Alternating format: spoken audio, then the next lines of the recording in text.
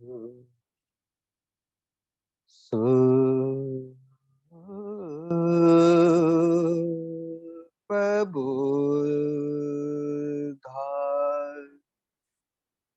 प्रबुझन्ति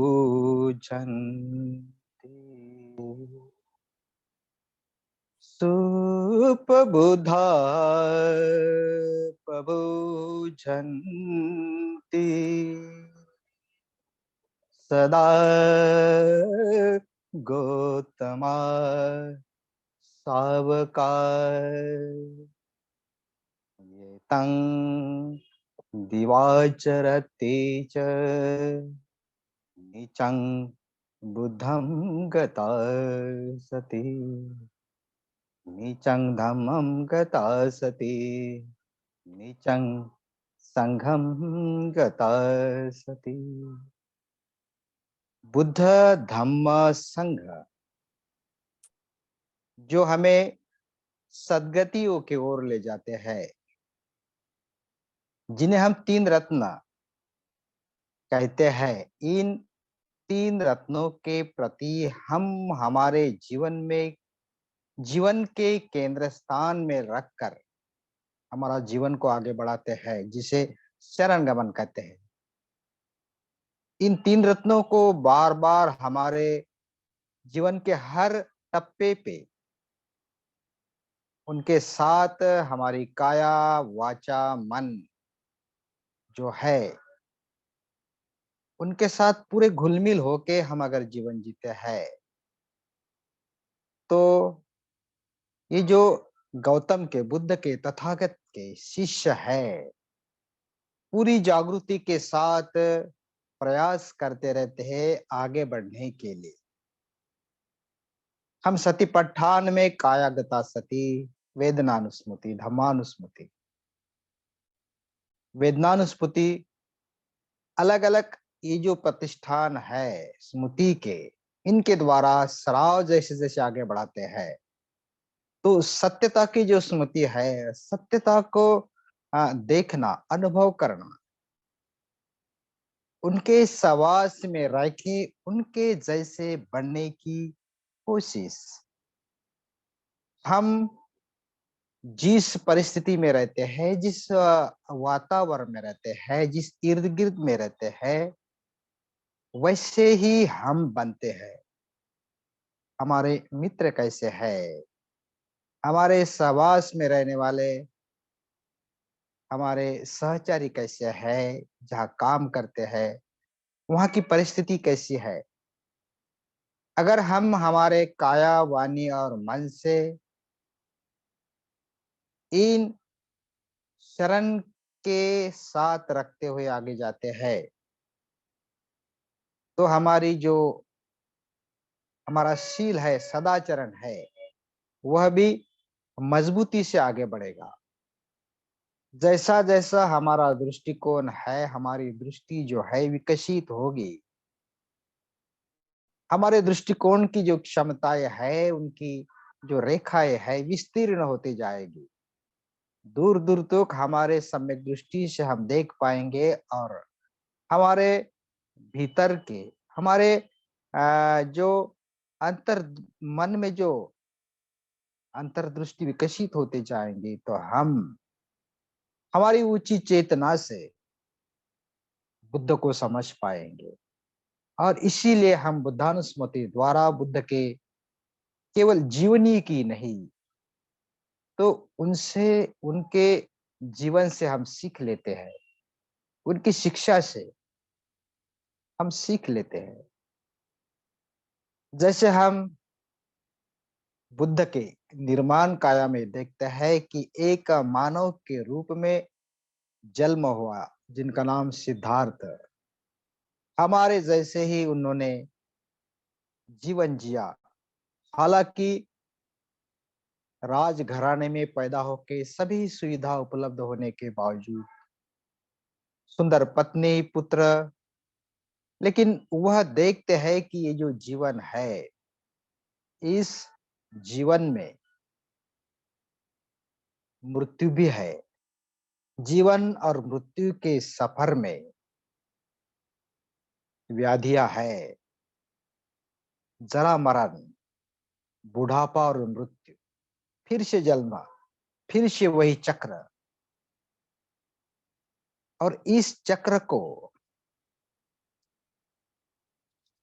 कई कल्पों तक, जन्म लेना मृत्यु होना, जन्म लेना मृत्यु होना, इस चक्र को कैसे तोड़े? चार आर्य सत्य को जानकर उन्होंने उसके लिए प्रयास किया कि गृह त्याग करने के बाद अलग अलग गुरु से शिक्षा ले। सत्य की खोज में जब वह बैठते हैं उरुएला में, बोधि वृक्ष के नीचे चिंतन करते हैं, ध्यानस्थ बैठते हैं, और अभी तक जितने भी ध्यान साधना की पद्धतियां उन्होंने सीख ली थी, उनसे आगे गहराई में चिंतन करते हुए ध्यान में जो भी बाधाएं आती है, जो भी विचार और वितर्क बार बार आते हैं, उसको नष्ट करने की कोशिश वह करते हैं वहां पे बोधि वृक्ष के नीचे। और जैसे जैसे वो एक ध्यान से दूसरे ध्यान में उनके विचार और वितर्क नष्ट होके वह स्थिर और शांति का अनुभव लेते हैं और एकाग्रता को आगे बढ़ाते हैं। समाचित्तता और जागरूकता का अनुभव और बढ़ता जाता है, और उस समाचित्तता में पवित्रता को, शुद्धता को, निर्मलता को विकसित करते हुए एकाग्र चित्त जो है, जो निर्दोष हुआ है, जो कलह रहित हुआ है, जो लवचिक और राग रहित, क्लेश रहित हुआ है, शुद्ध चित्त से वो चिंतन करते हैं सत्यता का और संबंधी को पा लेते हैं। तो संबोधि प्राप्त करना जितना दुर्लभ है, उतना ही सिद्धार्थ ने ये सिद्ध कर दिया कि इसी जीवन में वह प्राप्त कर सकते हैं। एक एक जीवन काल में एक एक जो पारमिताएं हैं पूरी करते हुए वह बोधिसत्व से बुद्ध बनते हैं। इस भूमि से वो आगे चलते हैं, विकसित होते हैं, जिसे 10 भूमिया कहते हैं। बोधिसत्व के पहले भूमि में मुदिता, जो संस्कारितता में दुख निर्माण करने की अवस्था में प्रयास करते हैं, विकसित होते हैं। प्रमादिता में, प्रमादितता में रह के भी उसके परे जो अप्रमादता है, सुख की अवस्था है, चित्त विमुक्ति की अवस्था है, उसे पार करने के लिए आगे बढ़ते हैं। इस मुदिता अवस्था में, जैसे कि बुद्ध धम्मपद में कहते हैं, यसम पाप कतम कम कुशलेन पिथीयति सोमलोके पभासति अभा मुत्तो व चंद्रिमा। ये जो चित्त मल से मुक्त हुआ जो मनुष्य है, ये जो मन है मनुष्य का, जैसा शुद्ध होता है, अकुशल मन की अवस्था बदलती है कुशलता में, तो ऐसे शुद्ध मन जो अलग अलग विकारों के भरे बादलों से मुक्त चंद्रमा की भांति फिर से प्रकाशित होता है। चंद्रमा का जो आकार छोटा से बड़ा होके पूर्णिमा के दिन, जैसे आज की पूर्णिमा में हम देखते पूरा चंद्र, और इस चंद्रमा के आगे आने वाले जो बादल है, बादलों के पीछे छुपा हुआ ढका हुआ चंद्रमा हर समय वैसा ही नहीं रहता। जैसे बादल हटते हैं, पुनः वह प्रकाशित होता है। इस मोदिता युक्त अवस्था में जैसे बुद्ध प्रयास करते हैं, जैसे हम भी प्रयास कर रहे हैं कि हम कितने भी मन के क्लेशों से, चित्त के मलों से हम भरे हैं, फिर भी ऐसा भी दिन आता है, वह स्थिति ऐसी वैसी ही नहीं रहती। हम मुक्त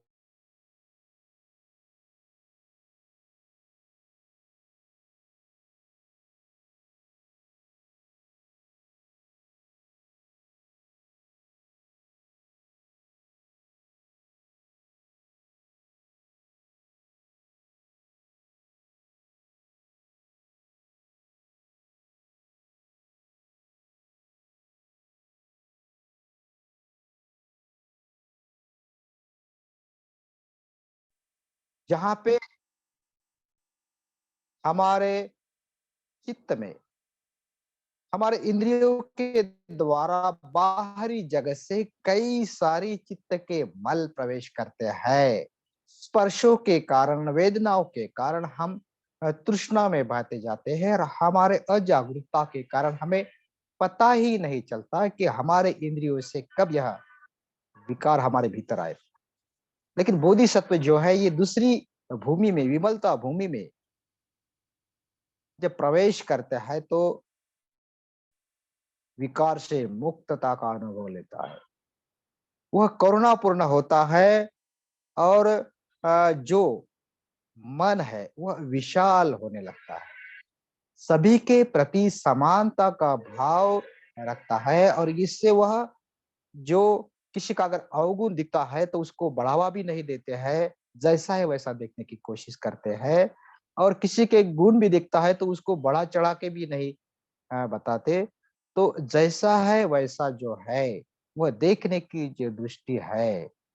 चाहे हमारा मित्र हो या शत्रु हो, उनको समान भावना से देखने की दृष्टि जो है, यह विमलता भूमि से आती है।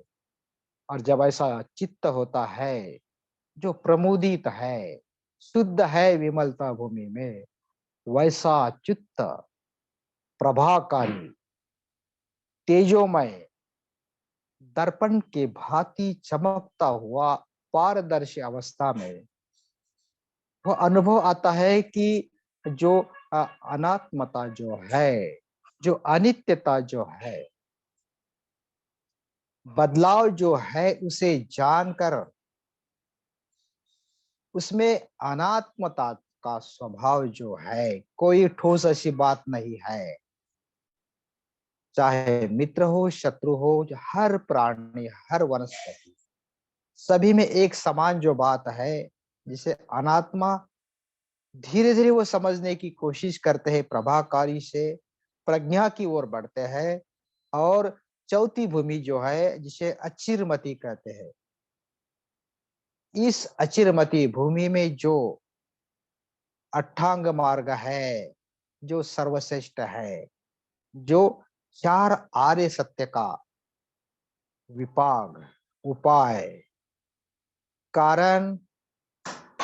दुख का कारण, दुख मुक्ति की अवस्था जो है, और उनसे बाहर निकलने का जो मार्ग है, जो आर्य अष्टांगिक मार्ग जो है,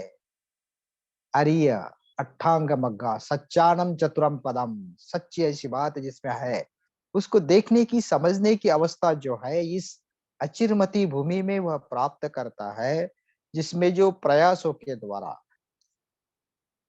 जो सम्यक व्यायाम है, जिसमें चार प्रयास है, इस प्रयासों के द्वारा अकुशल मानसिक अवस्था को टालकर उसको उच्छेद करके कुशलता को बढ़ाना, और कुशलता का उसका विकास करना, उसका संरक्षण करना। और इस प्रयास बार बार करते करते करते इस ये जो बोधिसत्व होते हैं, वह अष्टांग मार्ग में सम्यक दृष्टि को विकसित करते करते प्रज्ञा की ओर जाते हैं, सम्यक समाधि की ओर बढ़ते हैं। और फिर उसी से पांचवी भूमि जो है, जिसे सुदुर्जा कहते हैं, उस भूमि में बोधिसत्व जो है, सापेक्षता, निरपेक्षता, सापेक्षता में एक दूसरे के साथ जो रिलेटिविटी है, जो संबंध है, हम एक दूसरे के साथ जुड़े हैं, जिससे शून्यतावाद जो है, हाँ, इस यह समझ में आता है। क्योंकि हमारे पीछे अगर देखते हैं तो कई हमारे जन्म और मृत्यु, जन्म और मृत्यु, और इस जन्म मृत्यु के पिछले कार्य कारण भाव में जैसे बुद्ध ने देखा है संबोधि में सभी मनुष्य को, और उसमें जो है कोई किसी का भाई बहन माता पिता कई सालों के कई कल्पों से इस जन्म मरण के प्रवास से हम एक दूसरे से रिश्तेदार रह चुके हैं। और इसी कारण जब यह शून्यतावाद समझ में आता है, सापेक्षता समझ में आती है, इस अचिरमती भूमि में जो बोधिसत्व है उसे गहराई से समझ लेता है, और इसी से निरपेक्षता उसके क्या संबंध है, यह चिंतन से ध्यान से उसकी समझ बढ़ती है। और जिसे सुदूर भूमि हम कहते हैं, उससे फिर अभिमुखी की वो भीतर देखना, कार्य कारण भाव को समझना, हर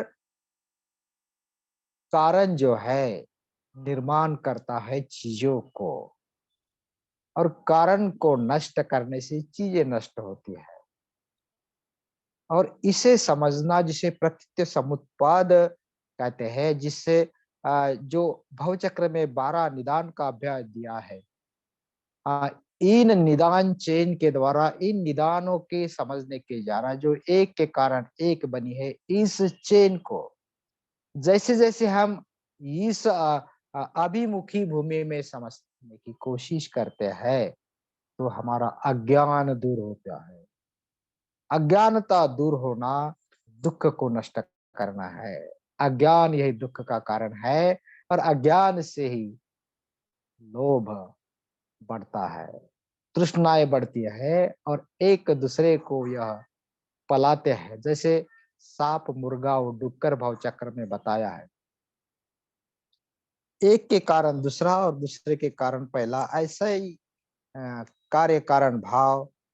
इस अभिमुखी भूमि में जैसा समझ में आता है, तो सभी प्राणियों के प्रति करुणा का भाव बढ़ता है। और फिर धीरे धीरे अचल भूमि में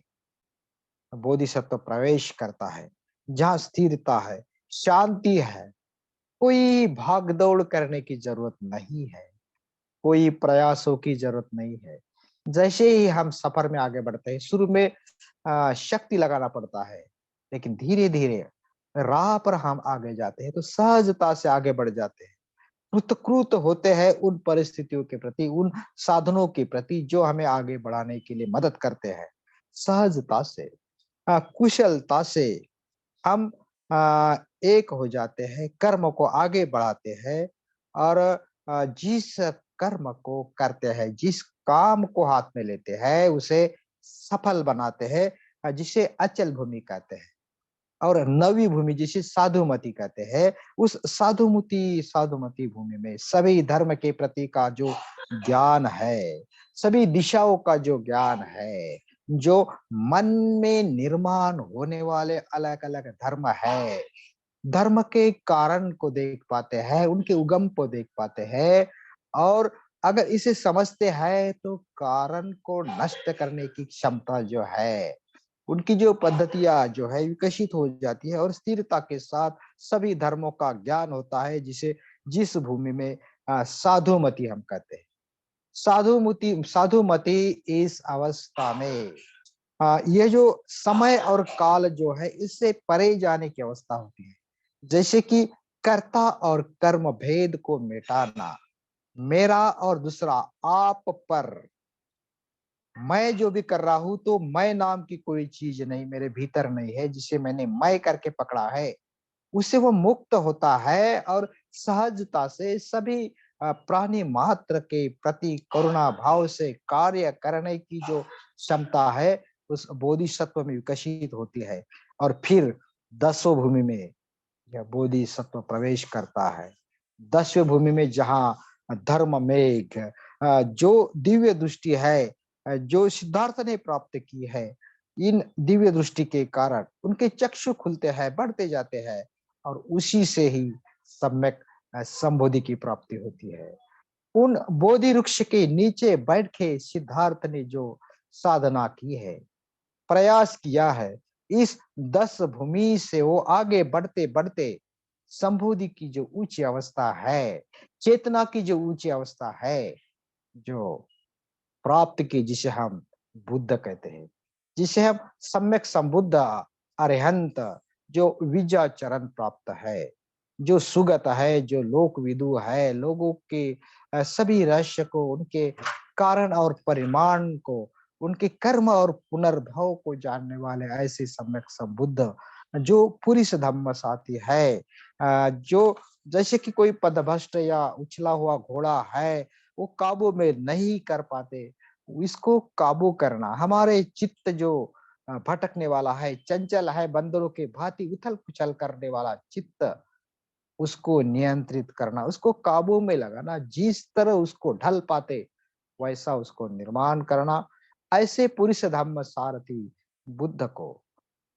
इस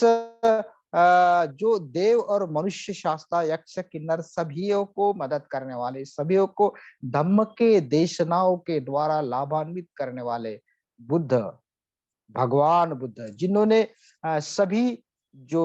क्लेश है उनको नष्ट किया है, आश्रवों को नष्ट किया है, वैसे अरिहंत द्वेषों को, क्लेशों को, मलों को नष्ट करने वाले अरिहंत आश्रव क्षय ध्यान प्राप्त किए हुए, काम भव अविद्या से मुक्त ऐसे अरिहंत जो सम्यक संबुद्ध है, जो लोगों के लिए हर बार मदद करने के लिए तैयार होते रहते हैं, जो अनुभव संपन्न है, जो रूप लोपों में आके धम्म बताते हैं, बोधिसत्व आदर्श के द्वारा, जिन्होंने जैसा ध्यान प्राप्त किया है वैसा ही वो कृति में लाते हैं, वैसा ही बताते हैं, वैसे विद्या चरण प्राप्त सुगतो, जिनकी गति जो है सदगतियों को प्राप्त हुई है, ऐसे बुद्ध को हम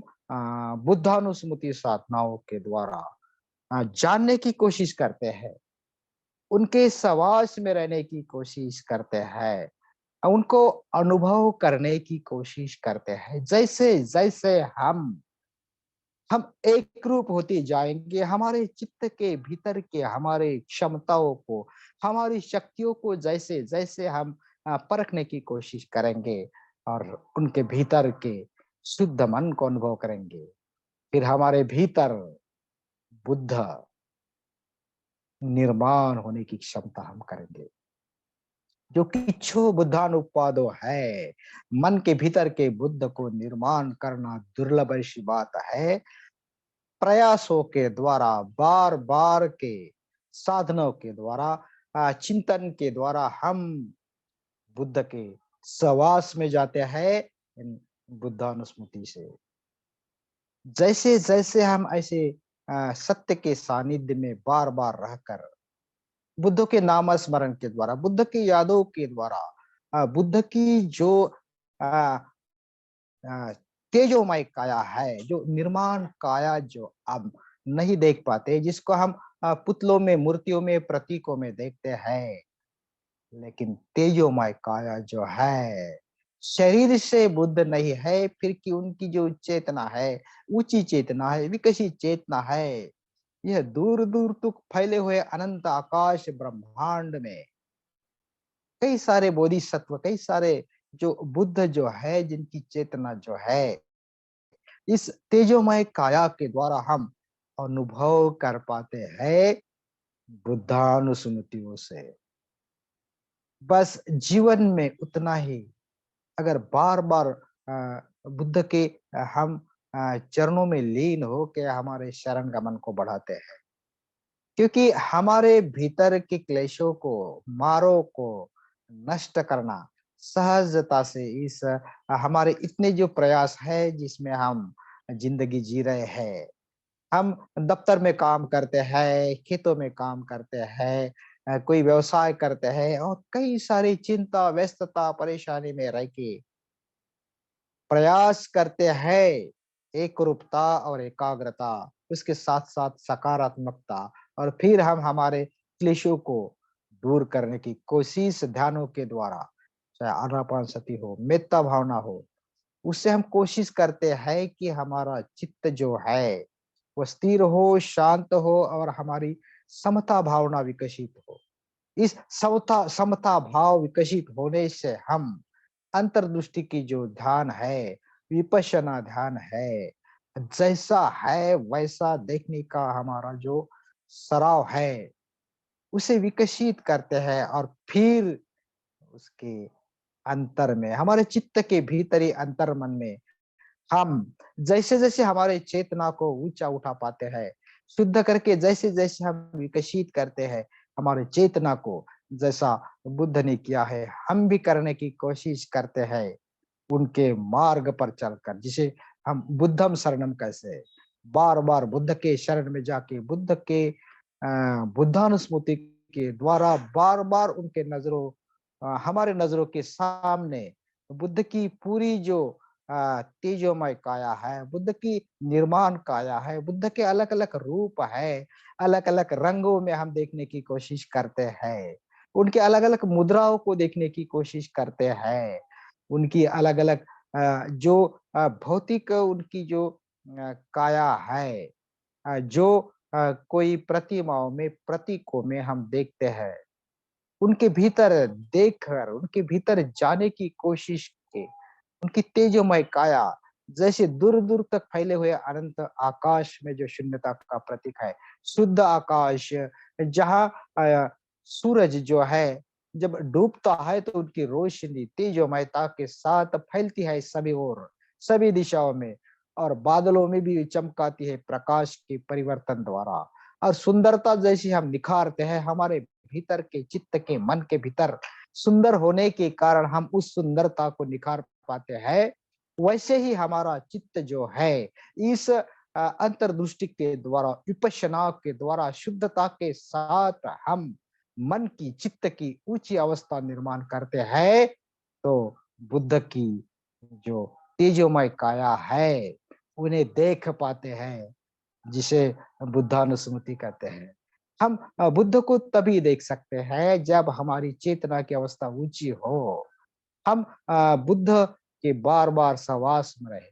और श्रद्धा भाव हमारा सहजता से भाव विभोर होके हमारी भावना जो है वो प्रतिसाद देने लगेगी। भगवान बुद्ध सम्यक संबुद्ध जो विद्याचरण संपन्न सुगत लोक विदु बार-बार उनके गुणगान से, बार-बार उनके नामों के प्रति अ, नतमस्तक होके वंदन करते हुए, बार-बार उनके गुणों को गौरवान्वित करते हुए हम बुद्धानुस्मृति का अनुभव कर पाते हैं। और यही साधना हमें सिखाती है, तो बार-बार हम इस साधना को करते रहना, चाहे हमारी समता भावना के लिए हम अ, मितता भावना या आनापानसति करें, लेकिन चित्त को भीतर तक देखने के लिए जहाँ हम बुद्ध को देख पाए, संदर्शन कर पाए, तो बुद्धानुस्मृति भी साधना करना ज़रूरी है। तो हम अ साधना के लिए तैयार होते हैं।